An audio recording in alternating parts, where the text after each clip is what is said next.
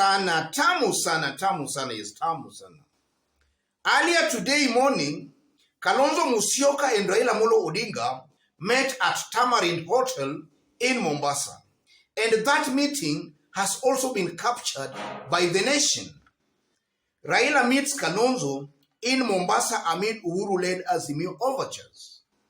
And if you go through that story, it's insinuating that Uhuru Kenyatta is doing all he can behind the scenes to make sure Kalonzo Musyoka and Raila Amolo Odinga join hands together in this year's presidential election. And I believe Uhuru is doing that for some political reason. And one reason being that Uhuru Kenyatta strongly believes that if Kalonzo can join hands with Raila Amolo Odinga, then it will even be easy for him, Uhuru Kenyatta, to go to the mountain to convince his people to actually support Raila Amolo Odinga. Because Kalonzo joining Raila Amolo Odinga, I believe will create a wave across the nation. The nation will now largely be locked in Azimio. And now it will, now Rift Valley, not Rift Valley, Mount Kenya will remain as the battleground. So Uhuru Kenyatta will just go to the mountain to tell his people that, see, the whole nation is in Azimio, and his people will just listen to him, in my considered opinion. I also believe Uhuru Kenyatta is doing all he can to make sure Kalonzo joins Raila Odinga, because in the event Kalonzo joins Raila Amolo Odinga, then largely NASA, as it was in 2017, shall have remained intact. A good majority, if not 90% of NASA, as it was in 2017, shall have remained intact. So Uhuru Kenyatta, even with that NASA alone, Raila Amolo Odinga will have even a higher chance of actually winning the election, even without the mountain vote. So in my considered opinion, I believe Uhuru Kenyatta wants a NASA intact as it was in 2017. And that's why he is trying all he can to make sure Kalonzo Musyoka join hands with Raila Amolo Odinga. And also, if you look at Ukambani politics, as it is right now, Ukambani seems to be divided. We have some leaders supporting William Ruto, some members of parliament supporting William Ruto. And then we have all the three Ukambani governors supporting Raila Amolo Odinga. So in the event Kalonzo throws his weight behind Raila Amolo Odinga, then I'm seeing also a likely possibility of that also creating a wave pro Raila Odinga in Ukambani.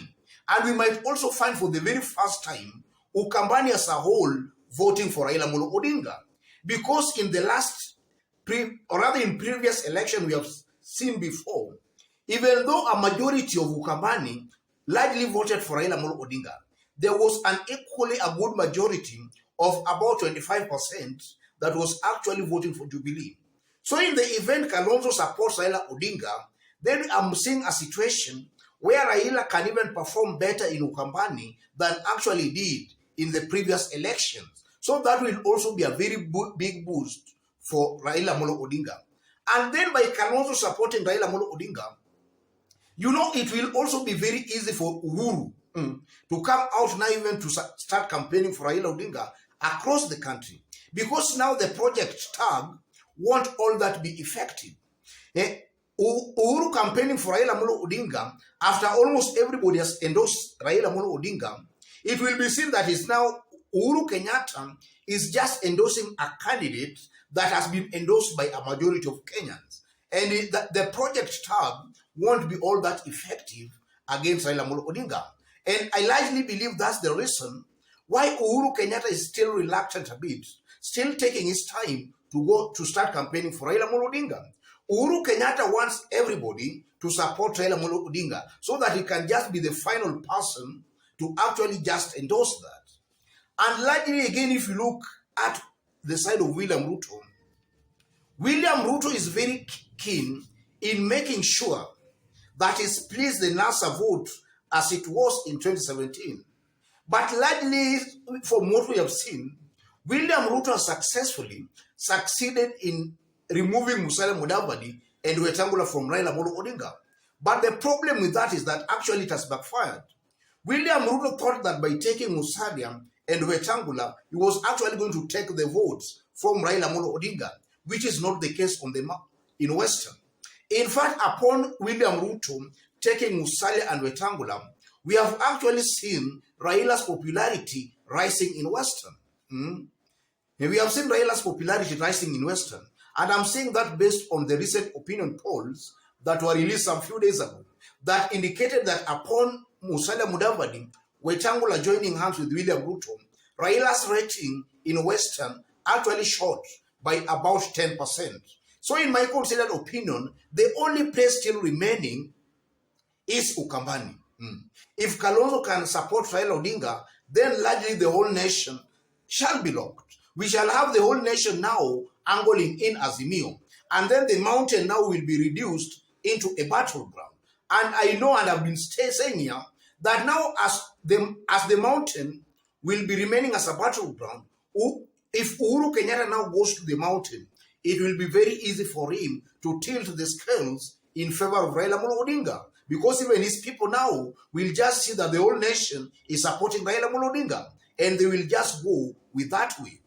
And what will that portend for William Ruto's presidential bid? In my considered opinion, if that happens, then I'm going to see William Ruto's team being a very dejected lot. We are now going to see a team that will be heading into August election, knowing clearly that they have lost that battle. So that will actually augur negatively for them even on the ground and even for their own psychological motivation, or for their own motivation. Because now even their supporters might now even be tempted not to turn out in large numbers to cast their votes for them. Because in the first place, it will now be seen that William Ruto is actually going to lose that vote. And that alone will demoralize their supporters. They won't turn out in large numbers. And that will only mean that William Ruto most definitely will perform very badly in this year's election if Kalonzo joins Raila Odinga. But in the event Kalonzo was to go all the way to the ballot, then even though I strongly believe Raila will still win, there won't be a very strong wave pro-Raila Odinga. So William Ruto and his team can still convince their people that they can actually win this year's election. Even though they might not win it, they will be able still to convince their supporters that they are still in the race to win. And that can make them even perform better because now their supporters can easily think they might win the election. And that, if Kalonzo joins Raila, then that will completely deflate William Ruto's team and even the morale of his supporters. And largely I've been stating in this YouTube channel that a candidate contesting for the presidency for the very first time always tends to get votes from his community. And now remaining just some months to the election, I'm seeing that kind of a situation just repeating itself. I'm seeing William Ruto only winning votes from Rift Valley, challenging Rift Valley. If the trends that are currently happening in Kenya are anything to go by, I'm seeing William Ruto only winning votes from his challenge in Rift Valley. And that has been the precedent that has been set before. And these things largely tends to repeat themselves. A candidate contesting for the presidency for the very first time, that candidate only tends to get votes from his community. We saw that with Uhuru Kenyatta, we saw that with Raila Odinga, Kalonzo Musyoka, Charity Ngilu. Mudavadi tried, but he never even managed to get votes from his ethnic community, from his community per se. Uhuru Kenyatta tried, and because he was being supported by the government, he managed to at least get votes outside of his community. So unless a candidate is supported by the government, that candidate largely tends to get votes from his own ethnic community. And 2022 won't be any way different.